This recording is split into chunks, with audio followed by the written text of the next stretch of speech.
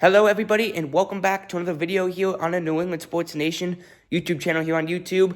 Big breaking news just now in the past 15 minutes. Juan Soto has agreed to a offer, 15 years for $765 million to the New York Mets.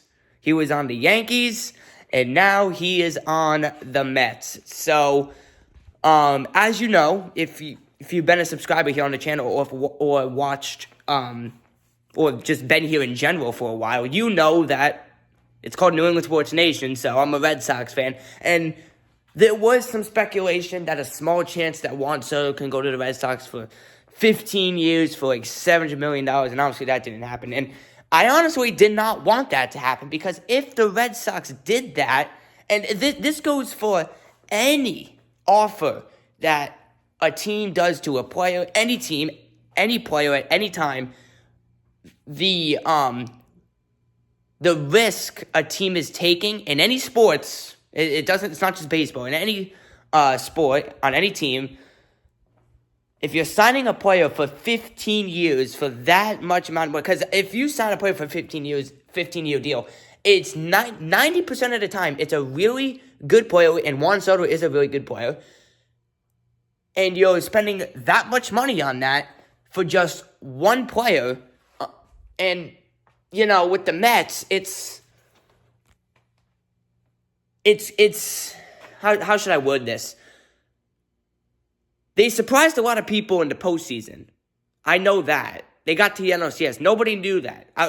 We all thought they were going to get eliminated in the wild card to the Brewers, but Pete Alonso hit that 3-run homer that we all remember, and they've hit multiple clutch home runs. They looked like the whole team, the whole lineup looked like clutch 2013 Big Papi on the Red Sox in the playoffs. So, I mean, congratulations to the Mets for not only getting Juan Soto, but making a great run into the postseason that nobody saw coming. And they almost made it to the World Series. I think they were like 2 or 3 wins away from the World Series.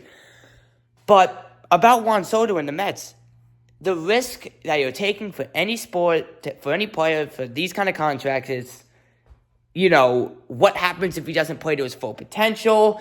What happens if there's injuries that get in the way? I mean, these are all simple things to put in your mind of the risk of, you know, putting out these kind of offers to these players. Because think of it, Juan Soto is 26 years old right now.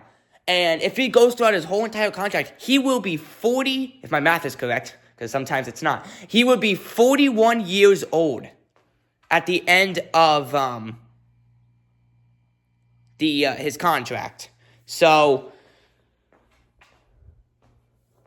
I mean, it's speechless that we're talking about these numbers right now. I mean, just think about it: 15 years for $765 million. That is the largest sports contract, I think, in history, if I read the,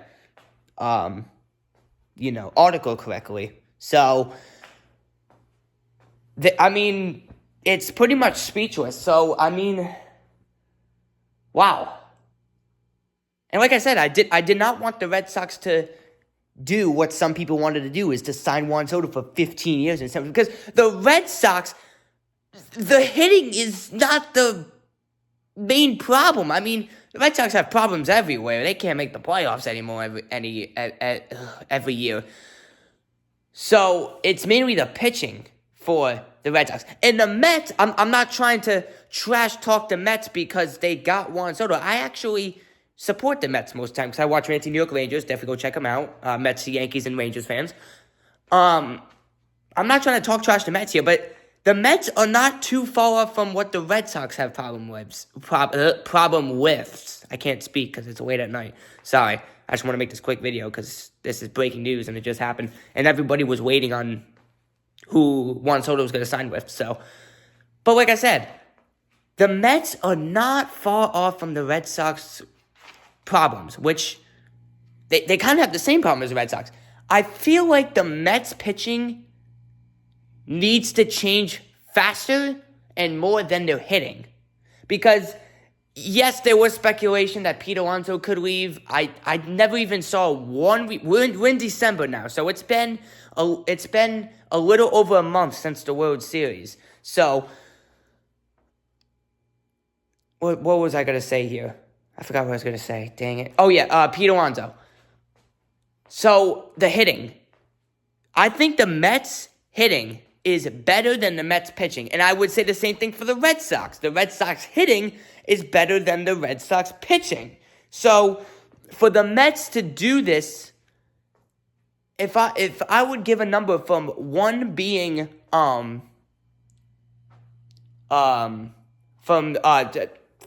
if I had to give a rank from 1 to 10, on 10 being very risky and 1 being not risky at all for this Juan Soto deal, I would put it probably at an 8.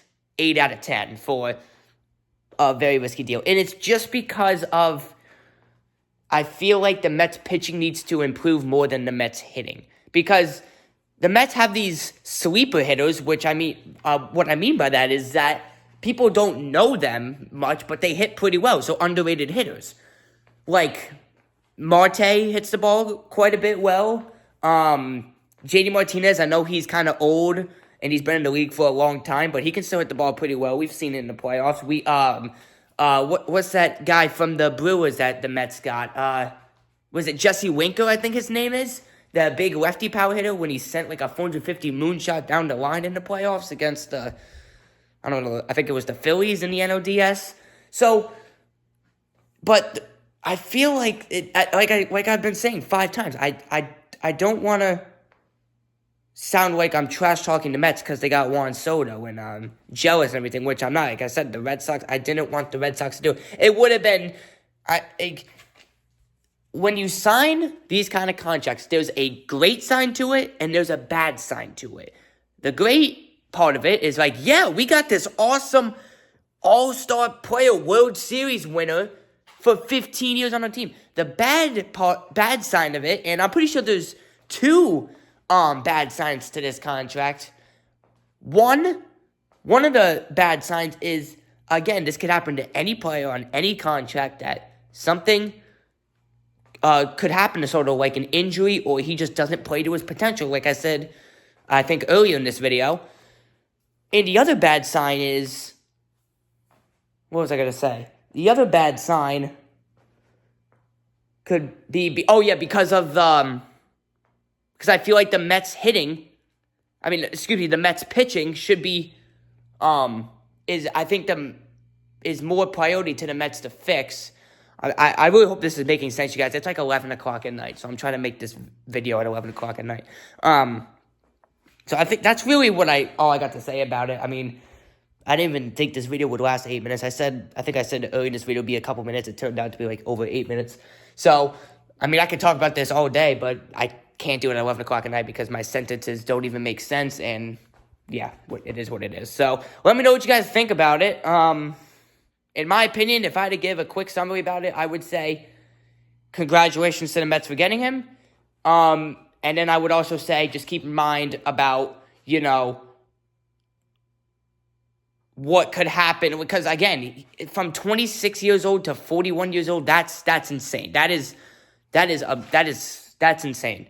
And the odds of him being as great as a ball player as he was, I would say, on the Nationals and the Yankees, for him to have a great seasons every single year from now until he's 41 years old is very, very unlikely. So we'll see what happens. He just signed with them, so it's going to be a very, very long contract. So that's why it's worth a lot of money, obviously. So we'll see what happens in year 1 in 2025, because it's 2024 now, so you had 15 years. That'd be 2039, if my math is correct again, because I never know. So we'll see what happens. Let me know what you guys think. Thank you guys for watching, and I'll see you guys in the next video. Peace out, everybody.